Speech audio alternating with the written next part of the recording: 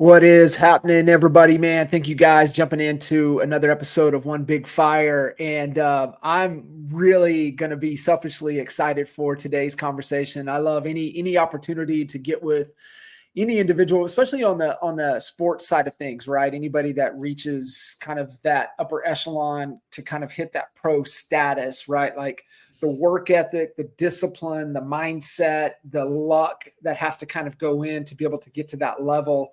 I just love, picking the brains and kind of hearing their process, their journey to get to that point. But before we jump in and chop it up with Jake a little bit, Mr. Stasic, what's happening, brother? Hey, what's up, Mr. Kitchens? Yes.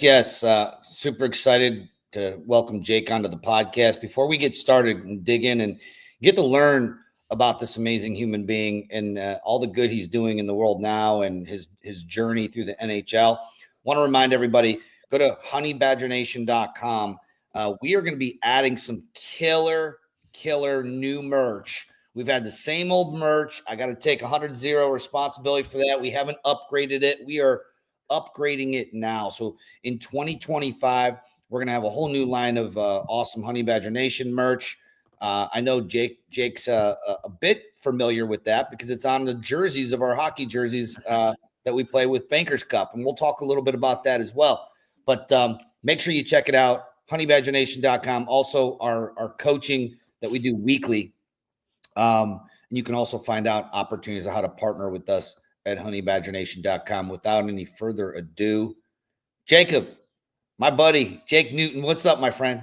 Hey, brother. It's so good to be here, my man. So good. Feeling good. The sun's shining here in Cleveland. As we know, it's very rare in the winter time. So I'm looking forward to this episode. And then once this is done, getting out for my workout out in the metro parks. But things are good. Life is good. And God is good. So here we are. I love it, man. So, I met Jake through a good friend of mine, Chris Wendt, and we do a hockey tournament, or not a tournament. It's really a game. And it's just a charity event that Chris started, I don't know, 4 or 5 years ago now. Yeah. And, started out as actually a golf tournament, and we've added hockey to the mix because we're crazy and we love hitting that black puck around. And it's just turned into such a fun event that we raise money for good causes. And, our industry gets together. It's going to be this coming March, and I'll put the information. I'll let you know at the end. But that's how I met Jake.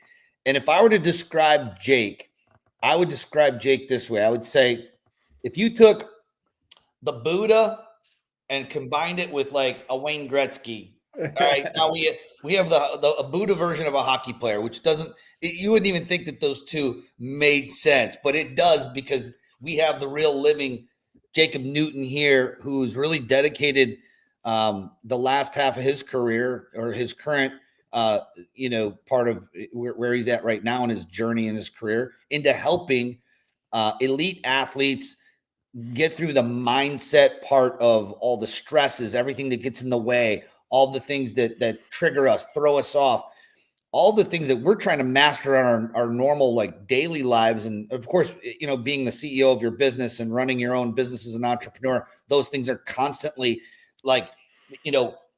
getting into our brain and throwing us off of our path of focus. And I've had many one-on-one sessions with Jake. He's an amazing human being.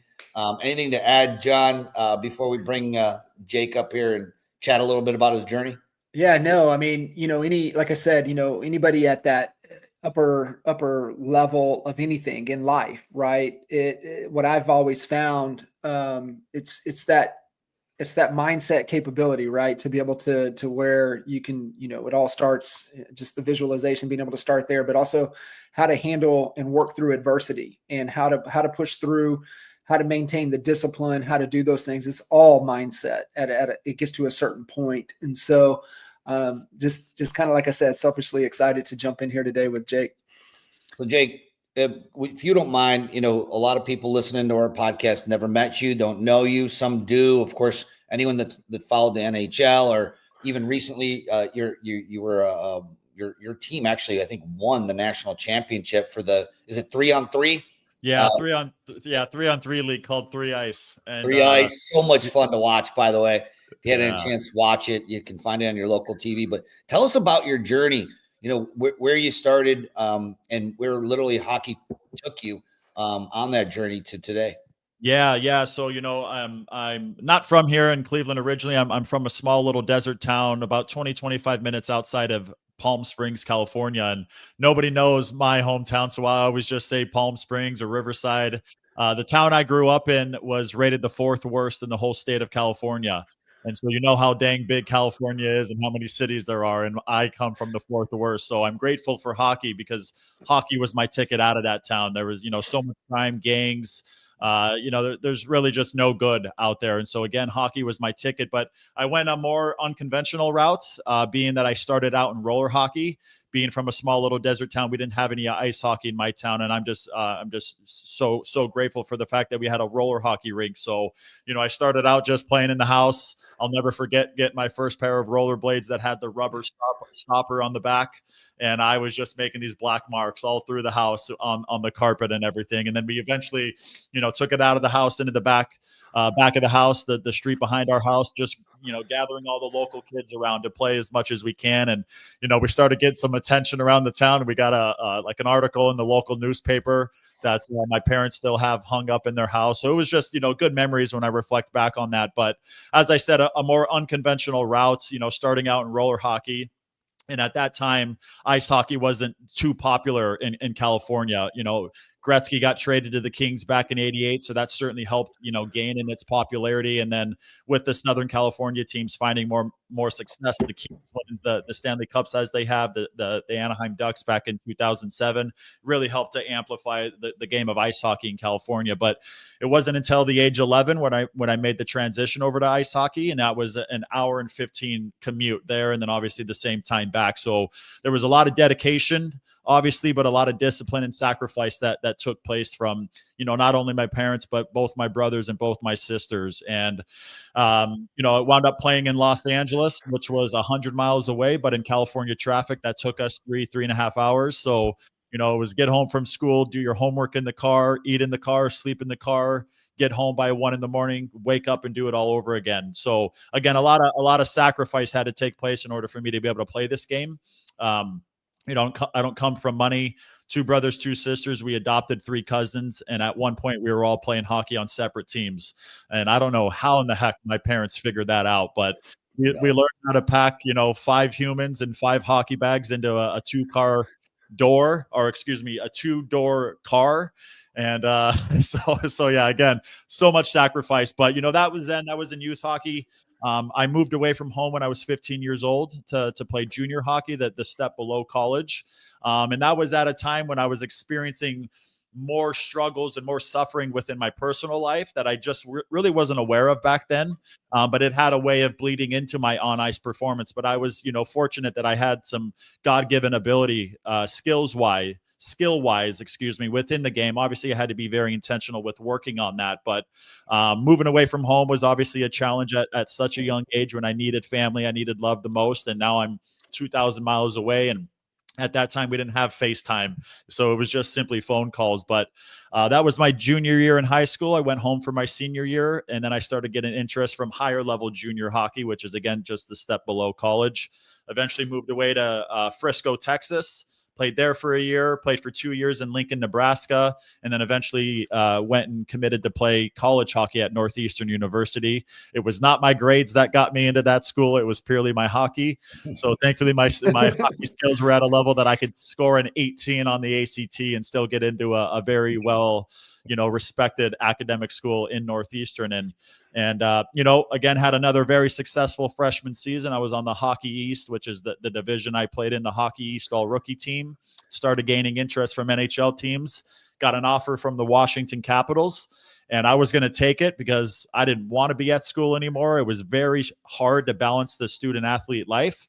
And so that offer came. My agent tried getting me more money. They said no. Well, the Anaheim Ducks, who's, my hometown team, had caught wind that I received an offer. And so they came in with a maximum rookie offer, and I eventually wound up taking that. And, before we get into the mindset stuff of where I'm at now, I was not at this place then that I'm at now. It's been many years of working on myself, self-mastery, self-discovery, but I was always told that I've got $1 million legs, meaning it was my skating ability that allowed me to play the style of game that I played and allowed me to get to the levels that I got to. But what I lacked then was the $1 million mindset to go along with the physical abilities. And that is ultimately what held me back to not having an actual career in the NHL, which was obviously the ultimate dream. So that's my journey in a nutshell. That's amazing. There's a lot there, Jake, and it all led you to, what people in baseball, I think, call the big show, right? But on the ice, and it had to be an amazing experience. What I'd love to unpack is that moment where you had said it was cut short because you didn't have the $1 million mindset. And right along the same, when I got my license and I was 25 years old, I was in my mid-20s, thought that my pure will could take me to where I wanted to go. And man, was my mindset just in an awful place. A lot of it just because I lived in this survival. My environment was very, survival based, very victim mentality type of things I was surrounding myself with the wrong people in the wrong environments. And I take responsibility for that, but that's just where I was. And so I had to have some kind of a realization. It wasn't until for me that I met somebody. I met this person. I had actually known him for a few years, but he brought me to a Tony Robbins. I'll never forget it. We flew to Chicago and we went to a Tony Robbins UPW event where you walk on coals, which I said I would never do. And I did it anyway. It changed my life because at that point it was just a big awareness aha moment that there was some things in my brain that needed to be unlocked that were not unlocked. That event unlocked. It just kind of opened up this ceiling. And I've had other moments like that of belief, but I don't want to talk about mine. I want to talk about yours. What was that moment where it was like, okay, there's a whole different muscle I need to be working here. It's not just my quads, for my skating ability and maneuverability on the ice, or my slap shot or my wrist shot or whatever it is. It's like, I got this muscle up here that I need to be starting to work here. I didn't even know that, there was another level. What was it for you? What moment was that? Yeah. So, after I signed my contract with Anaheim, I signed a 3-year entry-level contract with them. And in year one of training camp, I played a preseason game. I scored a goal on my very first shot, got an assist. I had 2 points. I thought I was on top of the world. I thought I was going to be making opening night roster.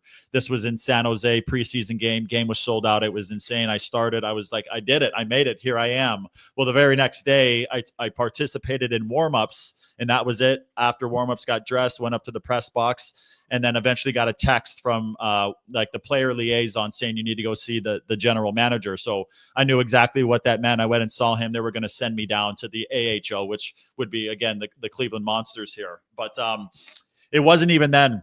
Unfortunately, it wasn't even then that I realized my mindset was what was holding me back. I went from that year, had an okay season. The next season, I wound up getting traded to the Colorado Avalanche, who were at that time, they were affiliated with the Monsters. At that time, it was the Lake Erie Monsters. So that's, what brought me here to Cleveland. And still, it wasn't there. I got here, I was playing well, and then I got injured. I was out for a little while, and then I would play a game, sit 7 games, play a game, sit 6. Eventually got sent down to a league that no longer exists. And that still wasn't the breaking point. The breaking point came in year 3 of my career, where I had gotten an offer to go over and play in Europe. And I got offered a contract in the 2nd Italian league. And I didn't even know that there was a 1st Italian league. I was not aware about hockey in Europe. My vision, my goal was the NHL. And so that I was laser focused on that. So now I'm in this 2nd Italian league, and there, yes, it's a passion of the guys on my team, the local players, but it was more of just a hobby for them. They had a typical 9-to-5 job. We would practice at nighttime. And so, these guys weren't out there practicing all summer long like, I was as an actual pro. These guys were more amateurs. And I remember after many different practices, taking a knee once practice was done and just observing my teammates and noticing how several of them were tripping over themselves because they were just that bad at hockey. And that's fine. I don't care about that, but I realized in that moment, holy heck, I just went from an NHL contract to the 2nd Italian league. Like, what happened, what's gone on here. And I realized in that moment that I was the problem within all of the situations in my life. But I found that inside of that problem was also the solution, and I'm the solution as well. So that's the year I started picking up, mental toughness books, mental strength books that really, again, got me into understanding that that was the only thing I hadn't been exercising at that time.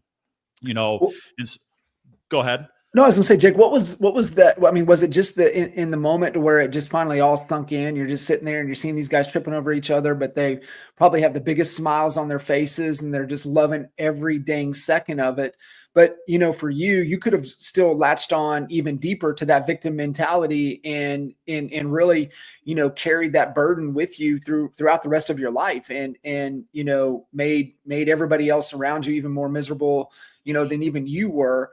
So was it just because what I find even in myself, right, it's just, lack of awareness, right? You're not even solution aware. You're not problem aware. And it's sometimes, we just have that stronger relationship with the window than we do with the mirror. And was it for you just like, holy shit, like this is real. I'm in Europe. I'm this far away from my family. I'm in a league that I didn't even know it existed, but these dudes are terrible, but they're having the time of their life.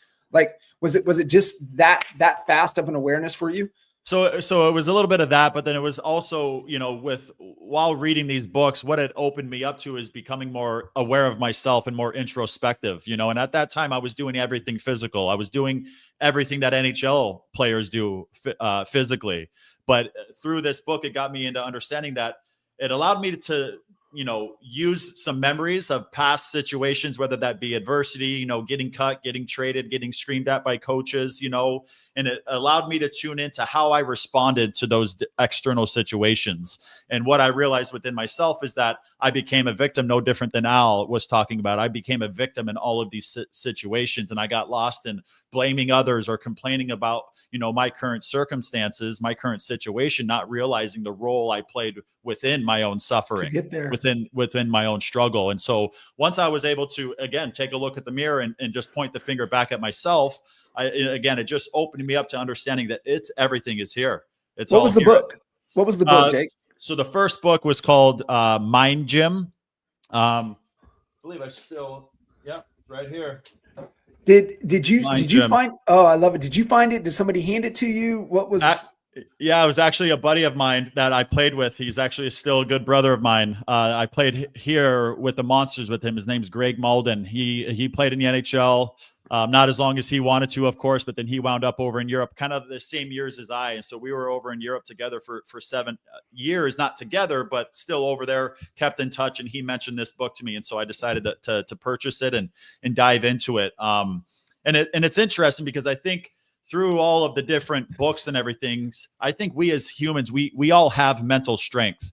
We've all exemplified and shown that in our lives. But I think the biggest separator is the mental stamina, because we know that life is going to continue throwing things at us, right? And it's easy at times to just get up, okay, I can handle this, but what happens when it's the next day and the next day and next week and the next month, and it's every single year, So the more you lean into those situations, I've found is what allows us to have that mental stamina so that, again, we can better manage ourselves in the face of the chaos that we know is coming, whether that's daily, weekly, monthly, or yearly. So Jake, it's for I love using the amateur versus pro analogy. Actually, our friend Coach Michael Burt, kind of put it into a cool way of saying it, if you will, where for real estate agents, many real estate agents want to leave their amateur desires behind and going pro, but those are just kind of fancy words and they're fun to say. From a pro athlete standpoint, a lot of things are similar. To be able to operate as a real estate professional at a high level, you have to do things differently than you're going to do if you just want to just take what's given and operate at a mediocre level. A lot of things are going to change. You have to manage your time differently. You have to surround yourself with different people. From a pro hockey player, though, that specifically, and then we can kind of like use your example to mirror it to our industry. What's the number one? What are the big roadblocks that you help professional, athletes get over? What is the roadblock that they keep running into? They're obviously talented, they're hardworking, they must have at some point been introduced to the right surroundings and right people to get where they're at and get an opportunity to even try out, let alone like operate inside of an NHL or any kind of a professional sports network. What's the thing that most common thing that happens to highly talented athletes that sets them back, holds them back from getting to the next level that you actually can isolate, focus on, and help them work on and fix? Yeah, I would say the biggest one is negative self-talk. We all experience the thoughts all day long. We roughly experience 60 to 70,000 thoughts a day. And 90% of the thoughts that we will experience today are the same exact thoughts that we experienced yesterday. And unfortunately, 70% of them are negative. So the more you can step into awareness and understanding that, right, you are then essentially a victim to your own mindset. Whether you're aware of the thoughts or not, your body is always paying attention. That's the mind-body connection, So many players, regardless of age, regardless of, ability levels, they just don't understand the power and ability they have to stop negative thinking and recreate new thoughts that are going to fall in line at a quicker rate with the player they are and the player that they want to be. So negative self-talk is a massive one, but performance anxiety is another huge one that, again, it doesn't matter. I was working with a 29-year-old pro that plays over in Europe, and one of his biggest roadblocks was he got way too nervous before games, and he just didn't know how to manage himself in that. But I was able to guide and help him on getting to the root cause of his performance anxiety through the work that I've done on myself. I mentioned these books. There's so many other books that I've read, but it's in the deeper work that I've done on myself that has been able to eliminate so many of the roadblocks, so that's what I really try and help my athletes with is, again, getting to the root cause of our whatever the struggle is, because in my opinion, everything in our adult life is directly connected to our childhood.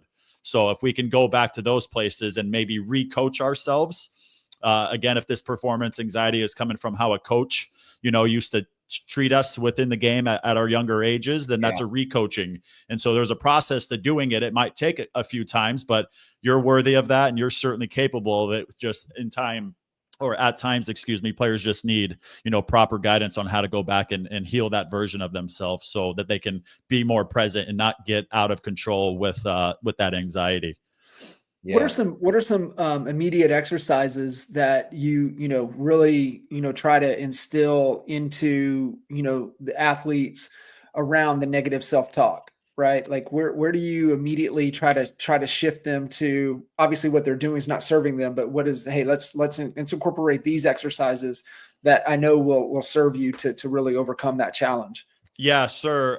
So the first tool, and it's a very simple tool. It's very easy to apply in literally any area of your life, but it's within the first 20 to 30 minutes after we wake up is when the subconscious mind is the most aware. Our brain waves are on a theta frequency, so our brain waves are very slow, and that's the same exact brain waves that we were experiencing in the first 7-8 years that we were alive. We were in that theta frequency, so we were in absorption mode. So how we were spoken to by our parents, our closest caretakers, brothers, sisters, friends, classmates, teammates, their voices eventually became our inner voice. So there's a way to rewire and reprogram that. And a perfect time to do that is, again, within those first 20 to 30 minutes. So I guide them on just having, a different routine to start their day. Instead of getting up and getting straight on your phone, which we've all been there, we know, well, now you're feeding the subconscious mind technology. Your subconscious mind is going to want more of that throughout the rest of the day. So instead of doing that, I get them into some positive self-talk to start their day.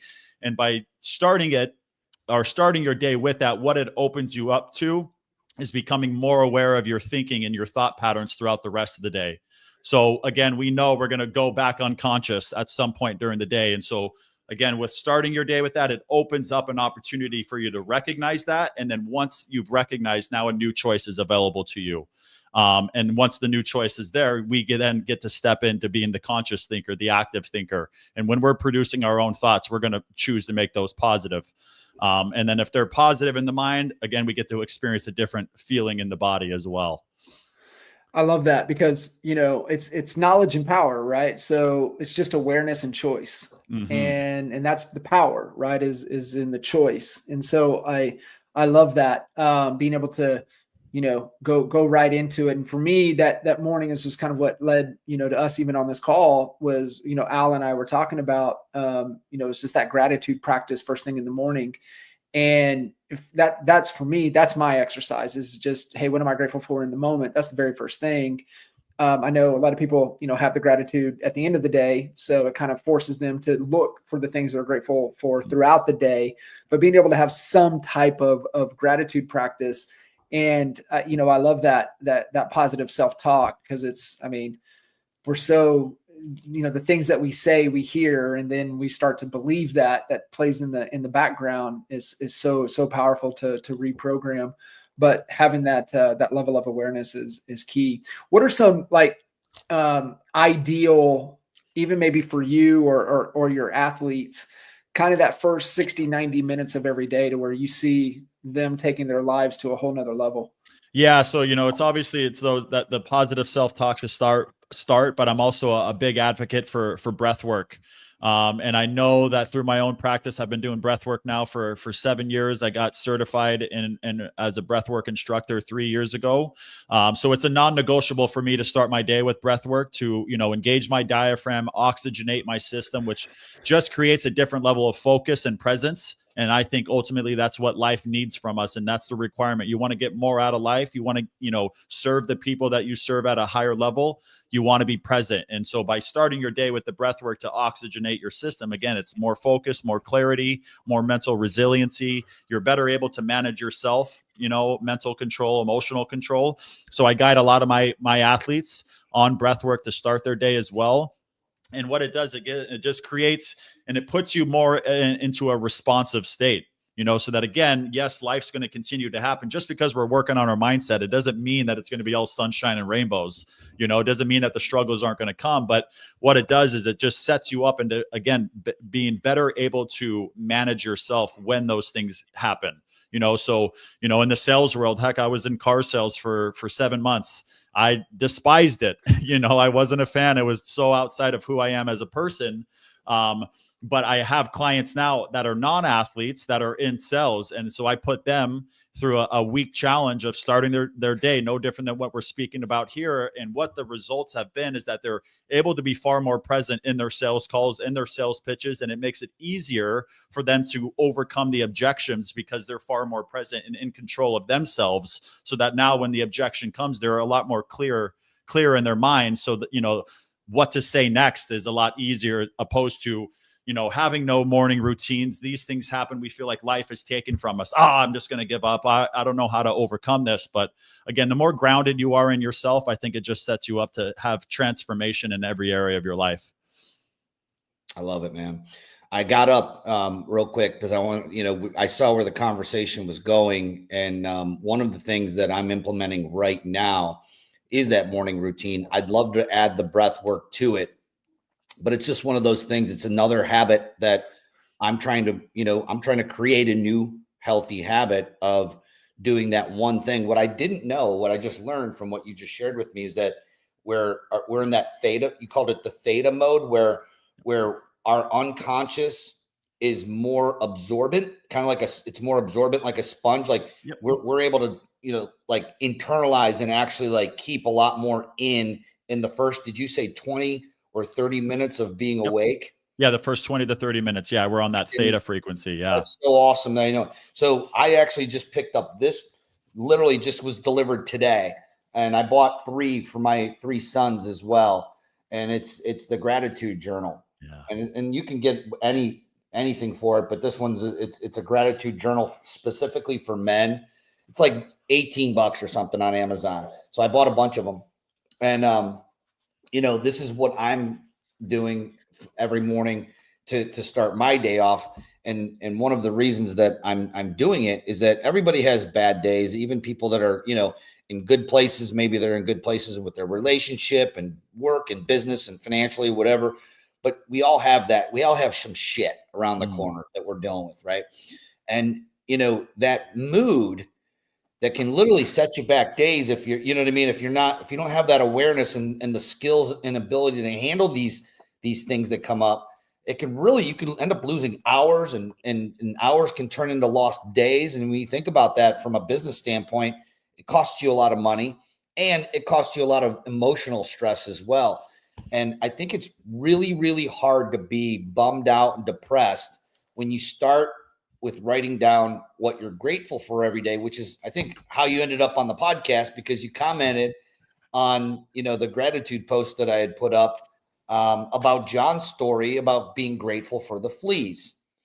And that's a story, if, head to my Facebook wall. If you're listening to this and you don't know what I'm talking about, I won't go through the whole story right now because we have in the past. But what I wrote down at the beginning of this, Jake, is your version of that, at least at the beginning, was you were grateful for the roller rink. Now, you didn't have ice hockey. You could have had the mindset of saying, man, why didn't my parents raise me in a place where they actually had ice hockey and there wasn't gangs running around and there wasn't this and that, and have that victim mentality of blame game of where or why didn't they have the money to do it?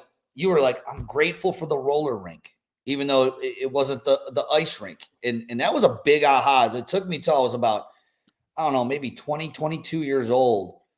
I was holding this resentment and holding on to this resentment. And it was almost like I liked holding on to the resentment because it was part of my identity at the time.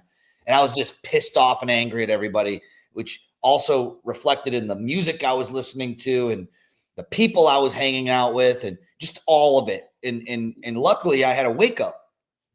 And my wake up came from a person who was actually one of my teammates at one point, but a friend growing up, the most unlikely guy that you would ever think to take advice from, because he was kind of an asshole. But he was my asshole. He's like my friend, right? We all got one. And he said, you know what?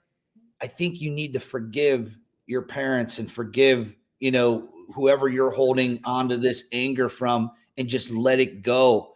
And I was like, dang, you're right. Why they did the best they could, that, with what they had at the time.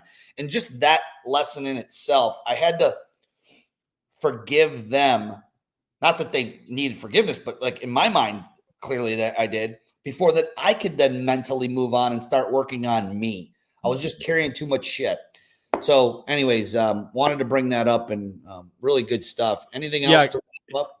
Yeah. Can I dive into that a little bit Absolutely. as well? Obviously the gratitude thing, like you said, again, it goes hand in hand with what we were talking about. If you start your day with gratitude, it's going to open you up to, thinking more about the things that you're grateful for throughout the rest of the day, so it's, again, those first 20 minutes are so powerful. But, in regards to forgiveness, it's a powerful thing, because I've done a lot of, I don't know if you've read the articles on my story, my childhood and everything, but, experienced a lot of childhood trauma, things that I've had to work through, especially now being a parent. The last thing I want to do is hand down what was handed down to me, but in regards to forgiveness, I think the reason why people are resistant to forgiving other people is because they feel like these other people don't deserve it. And sure, you might be right, but we don't forgive them for them. We forgive them for us, so that we can drop that weight and then step into a healthier version and a better version of ourselves. Because, again, whoever it is that, we need forgiveness from, or whoever we need to forgive, they don't know that you're experiencing the pain of holding on to that resentment so much, so therefore you're the only one that can suffer from it, can struggle from it. So by the power of forgiveness, you then drop that weight, which allows you to be more mentally clear, more emotionally in control. And so now it becomes a lot easier to go and make those healthy choices to fall in line with, the people that we want to become. Yeah, man. Hey, Jake, before we wrap, let me spit this quote out, but hang on to that, Johnny. Hang on to that. Yeah. Did you guys ever hear the quote? And I had it hanging above my desk with a picture of a Buddha, and it said, hanging on to anger is like drinking poison and expecting the other person to die. I was like,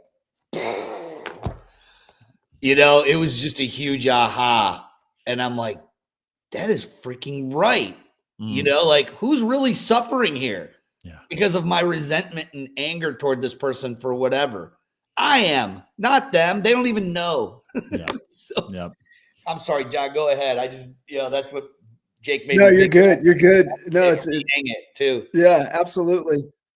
So I guess just a couple things here, Jake, before we kind of wrap. I think, one, you talked about the performance anxiety and having to possibly go back to previous experiences and how you unlearn and relearn, kind of moving forward. And obviously, anxiety is thinking about the future. And one of the concepts that help us kind of move out of that is we just don't have the skills required to handle that situation. So being able to what we need to learn and what we need to develop, is that kind of part of it. What we're just not equipped with the right capabilities to be able to handle that situation. Just like you referring to performance anxiety with athletes, maybe they just don't have that proper routine. I'm a big, Sooner guy, grew up in Oklahoma. So I, all about all the Sooners on the pro level. And I love Bake, right? Bake's the guy. And just listening to him as he's matured throughout his career. And he's just like talking about,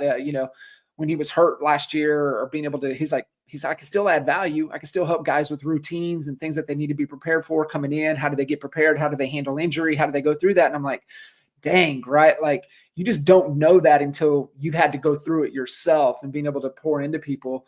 So kind of like not even from performance anxiety for, athletes, but also professionals, right? How do I handle difficult conversations? How do I handle leadership situations that I'm kind of forced into? That how do I navigate this? How do I navigate this deal? Like, what are some grounding, tools that you can give somebody? Like, hey, listen, if you're struggling with this, do this, get this foundation first before we build upon it, kind of moving forward. Yeah, well, I think in order to control things, we got to have a deeper understanding of what's actually taking place within us mentally and physically as a result of having the anxious thoughts that are present. So, earlier we were talking about the theta frequency, right, which is very slow. When a person is experiencing anxiety, their brain waves are super fast. It's called like a mid beta, high beta frequency. And so through your breath, by focusing on your breath and bringing that breath deep into your belly, you're able to, again, slow those brain waves down so that whatever you're anxious about, yes, it's still going to be there, but your view of it, how you're viewing it and the perspective that you can take on it will drastically shift. So, it can be a simple practice of a 3-second inhale into your belly, hold that for 4 seconds, and then exhale for 5 seconds. And what people don't understand is that when they are anxious, they are in fight or flight mode. So their body is operating under the impression that there's something outside of them that they need to fight or flight from. And in 99.9% of the cases, that is not true.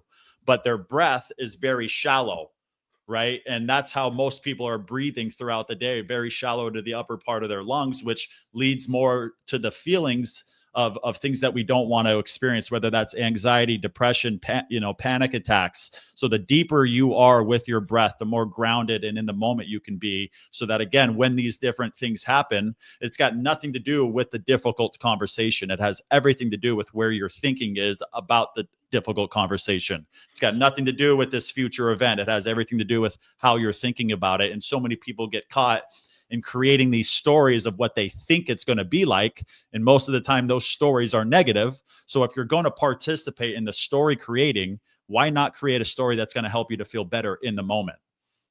And view that I'm going to get into that sales call, into this interview, and I'm going to freaking crush it. This is my approach. I'm going to stand tall. I'm going to sit high. I'm going to have a presence in the room. Right. And I'm going to speak with confidence and my delivery is going to be clear. And you can literally visualize all of that before the future thing, which then opens you up to feeling more comfortable and confident whenever that future thing happens, because the mind and the body don't know the difference between an event happening in real time and one that you create from thought alone. So the more you do the mental reps, you're actually preparing yourself for that future event. So when it comes, comfort, confidence, let's go attack. I love it. I love it. It's a lot of, just stoic philosophy and a lot of the things that you just kind of referenced right in there. And, just why suffer? Most of the time you're not going to suffer it at all. Right. And we suffer more in our mind than we do in real life. And that's so powerful to be able to, understand that and have that concept, but it does come back to the breathing, right? It comes back Every down time. to the breath work. Yeah. And one thing I've realized through my journey of healing from the things that I've healed from is that suffering is necessary until you realize it's not necessary. You have to go through the suffer until you realize, oh shoot, so much of the suffering is just rooted in me. It's me against me. It's Albie against Albie. It's John against John. And that's life, and we're either experiencing life or we're experiencing mind. So the more you can get out of your mind, tune into your breath, come back home to your body. And there's one, example analogy I like to use for people, and I'll use this. I know we're trying to get done here, but if you can view your mind when you're experiencing positive thoughts, if you can view that as the sunny blue sky, right? We know that in times the storms come, right? The dark clouds come, the thunder, the lightning, the tornadoes, those strike down on earth. The earth for us is our bodies. So we experience the negative thoughts. We feel the symptoms of those negative thoughts within our body. What do we need for the storm outside to pass to the next city or the next state? We need the wind to come through and push it away. And the wind for us is our breath. Get out of your mind, come back home to your body, come back home to safety. And you will then be able to view life from a clearer lens. So the next right choice, the next healthiest choice is more readily available to you, opposed to staying in the darkness, staying in the clouds. That's amazing, man. I love that. All right. I do. I really love that, Al. That is extremely powerful, right? I've a lot of mindfulness practice, and for me, like just whatever it is, right? So I've been on the Headspace app for maybe a decade now. I've got like 38,000 minutes on that dang thing. And, one of the concepts that they talk about is the blue sky, like kind of what you're referring to, is that no matter how dark and cloudy it is, there's always blue sky above it. And if you can just sit still enough and just kind of get into yourself.